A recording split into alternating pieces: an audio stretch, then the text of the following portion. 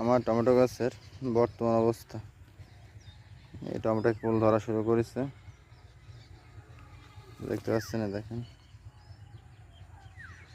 নতুন সব ফল আসছে। আজ প্রায় 2 মাস বয়স। তো মাশাআল্লাহ অনেক ভালো। তো আসলে দেখা যাক কি হয়। দেখেন অনেক সুন্দর, চমৎকার ফলন। উপর আল্লাহ দেয় তাহলে ভালো হবে। দেখেন সবগুলো গুটি ধরছে, আবার এটা তো একটু বড়। এই যে